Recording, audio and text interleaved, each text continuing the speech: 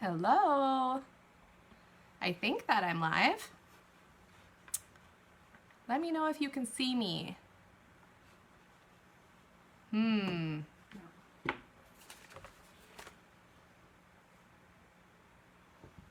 Hopefully you're not just watching me struggle right now.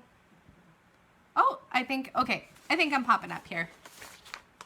Hi guys, thanks for joining my live today. It's my very first episode of Tuesdays at 2 o'clock, Chat with Brandy. I'm really excited to be doing this today. Pretty nervous, I'm not gonna lie, but I think that you guys will be pretty forgiving of me today. I'm a human, so I'm gonna be looking at my notes and hopefully just giving you guys the best information that I can today. And if you don't know me, I'm just gonna try to see if I can see what's happening on my computer. Okay, here we go. So if you guys don't know me, my name is Brandy Miron. I am a tax specialist and bookkeeper out of Edmonton, Alberta. And I've been running my business for just about 5 years. Total experience in the accounting industry, about 13 years now. And so my story is this. So when I was in high school, I took some finance and bookkeeping courses. And my grandmother at the time was running her own business, doing like an accounting firm. So she said, well, why don't you, if this is interesting to you, why don't you come and help me out with my business and you can see if you like it. So I started out really small, just helping her with filing and simple data entry and that kind of thing. So I decided, it fits in with my personality. I really like to check all the boxes, make sure that all the forms are filled and information is right. So it really kind of flowed with my personality. And so I said, yeah, I do like this. So I went and got my formal education. And several years later, she said, you know what, I'm ready to retire. I'm going to talk to my clients about this. By that time, I had, delved right into tax preparation and client work and a lot deeper into the accounting cycle. And she kind of told them all, and mind you, this is a business that she's grown for 15 years, okay? So that she kind of told them all, I'm retiring this year, but you've met my granddaughter, Brandy. She wants to start her own practice. So if you kind of want a seamless transition into a new bookkeeper, a new tax specialist, why don't you try her? And we thought, wouldn't it be great even if I got like 10% of your clients? Like what a boon that would be to me, because most people start out with zero, no clients at all. They have to get their name out there, right? That first year, you guys, I got about 90% of her clients, which was about 400 people. So you can imagine that obviously I'm very grateful and still extremely grateful for what I got that year. But, that first year was crammed into running my very own business, dealing with all the licensing, insurance, bookkeeping of my own, marketing, customer service, plus all the tax prep and all the bookkeeping. So that was like a dog year for me. I learned about 7 years of business in that first year, and there were definitely moments of I'm not cut out for this. I can't do this on my own. So if that's where you're at right now, if you're thinking about becoming an entrepreneur or you are already one and you're thinking, I'm in way over my head and I have no idea what I'm doing here, I've been there and I can help you kind of guide you from that feeling of stress levels up here down to let's set goals, let's set in strategies that we can get our business growing. So that's just a little bit about me, and to talk about this live episode kind of idea that I've had. So this is a little embarrassing, but ever since I was a little kid, I've always kind of wanted to be on my own show. So when YouTube came around, I was in high school and, I was like, oh, that's so exciting, but I really had nothing to say at that time. So now I have all this experience under my belt and I have a lot of good knowledge that I think will help a lot of you. And I hope that, if I can even just help one person out of this and reach one person on a more intimate level than just say writing a blog or sending out emails, that's all I want, and that makes me very happy. I really want to lift the small business community up. So hopefully you all can benefit from this and get some value. So I'm just gonna look and see. Thanks for joining, you guys. Okay, so that being said, this is my first live. So I plan to go on live every Tuesday at 2. And if you're new to live videos and you're like, oh, I'm missing this or I'm busy right now and I can't watch it right now, this will be available on my Facebook page or on my website for later replay. So you may be watching this on the replay. Also, if you're more of a reader and you would prefer to get the information by a written segment, I will be putting my show notes up on my website sometime in the next couple of days. So you'll be able to see a lot of the takeaways and that kind of thing on there. Okay, so for these first few live episodes, I'm wanting to cover a frequently asked question that I get a lot. So hopefully this will, create some education around some things that you may think about all the time. This one today, we're going to talk about, and this question is by far the most frequently asked question that I get from any clients, business owners, individuals, anywhere in between, is how do I organize my paperwork? So this is what we are going to talk about today. Okay.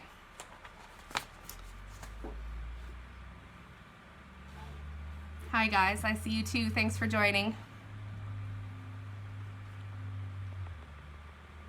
Okay, so let's get into organizing your paperwork. So there's a lot of information out there on this, but I think, no one has said it in my voice, so let's say it in my voice and see how you guys like it. Okay, so the benefits of having your paperwork organized. Aside from the obvious, if you're a business owner or Canadian taxpayer, you're required by law to have your paperwork, like your records organized and kept on any income that you get and any deductions that you claim.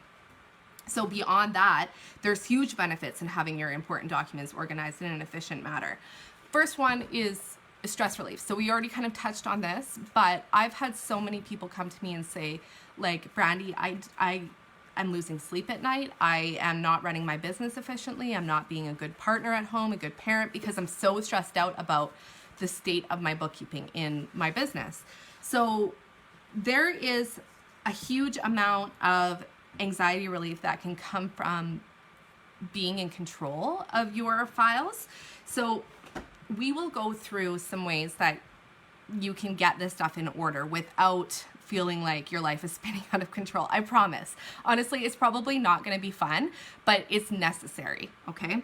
And if you are really that type that's saying, like, I would prefer to just have my head in the sand about this, I want you to think about if it's nothing, you're going to feel the exact way tomorrow if you don't change anything today. So just try to think about that.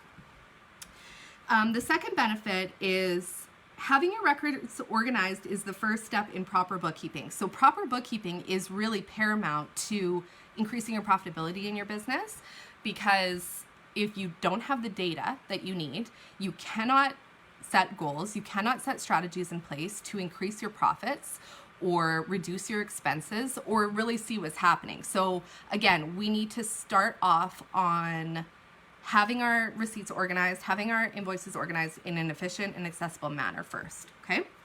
The third one, and this one is a little bit negative, but when we're thinking about risk mitigation, we kind of have to think of the worst so that we can prepare for it.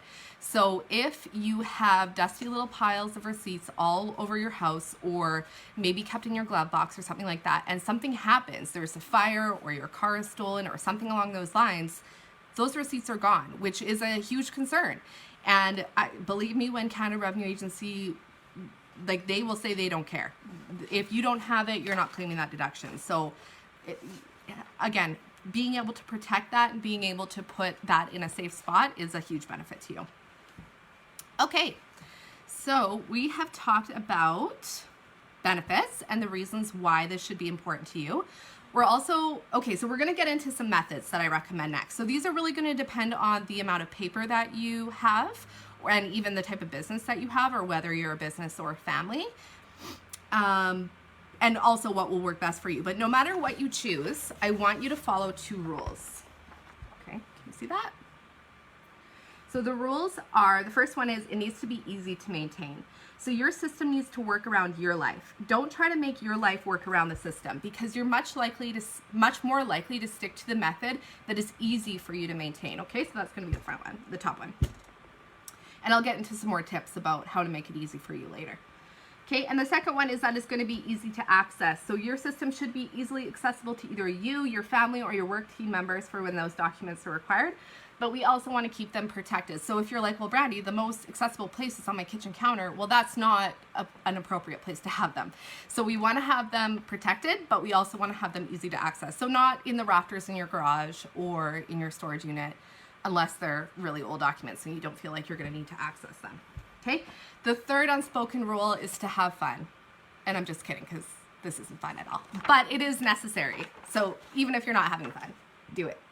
Okay. So your filing system is really going to depend, like I say, on how much paper you have. So there's like little bitty ones like this. This one is really common, and I just get these off Amazon, and I'll pop some links in below later, but these are nice because they come with the tabs in there, so you can sort them, and we'll talk about the sorting after. And then there's even binders. You can use binders. And for bigger projects, you can use those plastic stacking file boxes with the hanging files, or even a filing cabinet. Okay. Okay, the next thing that we need to touch on, and this is kind of a video all in itself, but if you have any questions on this, please let me know in the comments, or you can certainly message me on Facebook or via email. If your receipts are electronic, so if you have like an Amazon bill or a telephone bill or whatever come to your email, you can certainly print those out and put them in with your paper documents, but you have to keep, legally, you have to keep the original electronic format as well. So I always recommend using a cloud-based system that's secure. So there's a ton out there, but Dropbox, Google Drive, HubDoc, something like that would work really well. Or you could even just download them onto like a thumb drive and then keep the thumb drive with your paper receipts as well. Going the other way, if you have paper and you want to scan it, you want to turn it all digital, that's completely allowed, and you can shred those documents after. I know that sounds terrifying, but it is the way that kind of the future is going, because as we've talked about before, there's no risk of fire, there's no risk of theft when it's in the cloud and it's secure, right? So the cloud is looking sweeter and sweeter. But again, that is its own video, so we can discuss that later. If you guys want a video on that, let me know. And any other suggestions on videos or questions that you have would be so welcome. Okay, moving on. So regardless of the size of your system, there are two main ways to sort. Okay, so the top one is by category. So in this system, you're creating folders or sections for income, statements, and types of expenses. If you check out my website, and I will link this later, but if you check out my website and go to resources, there is a checklist there for self-employed individuals, and it has a list of really commonly used expenses. So you could use that as a starting point to create your files. Organizing by category is really helpful if you don't have a ton of paperwork, and the reason why it's also helpful is because if Canada Revenue Agency audits or reviews you, they'll very often audit on one category of expense. So they'll say, send us all of your gas receipts for 2017, and it'll be really easy for you to just go in your filing system, grab that folder out, and off you go. A pro tip for you, if you choose to go this way, you are going to come across receipts that you have no idea what category they go in, or you don't even know if they're deductible at all. So I recommend keeping a file just for that, so that for later when you can talk to an expert or do more research or whatever that looks like, okay? Okay, the second one is sorting by date. This is really popular, especially if you have a lot of, like if you have years of paperwork that you need to go through, don't even try to sort by category, just go by date. Or if you're a business that is producing more than 100 or so documents a month, you're gonna just wanna go by date. It's just much easier. It's also kind of nice because you can have all your statements and all your expense receipts together in one folder. It makes your filing time really quick. Just don't think there's anything else I want to say about that. Oh, it's accessible because if you or anybody in your business needs to access something, likely they're going to know what month that expense took place, so they're going to be able to easily find it. Okay, so we figured out our filing system. If you're going to use a binder or you're going to use a file box or whatever, you figured out which way you're going to sort it by category or date. Now, what systems can we recommend to make, I've lost my paper, here we go. what systems can we recommend to make this as easy as possible? Okay, this is where we're going to do a little bit of soul searching and kind of determine what sort of personality type you are, because it's really going to depend on that. Okay, so the 3 systems that I recommend. The first one is One Touch. So if you identify as somebody who procrastinates a lot, or you're just super busy, you have a really hard time scheduling yourself to do something, you're not very disciplined when it comes to that, I would recommend One Touch. So with this method, you are filing stuff as soon as it comes in. So if you get an EPCOR bill, you're not gonna put it on the kitchen counter and then later move it into your bedroom and then later maybe pay it and then later maybe file it. You're just gonna file it that day. And in fact, the easiest thing to do for this is use electronic bills as much as you can. Set up yourself on auto pay as much as you can. That's gonna take so much of the work out for you. Okay, One Touch, no excuses. There's no putting it in a million different places, okay?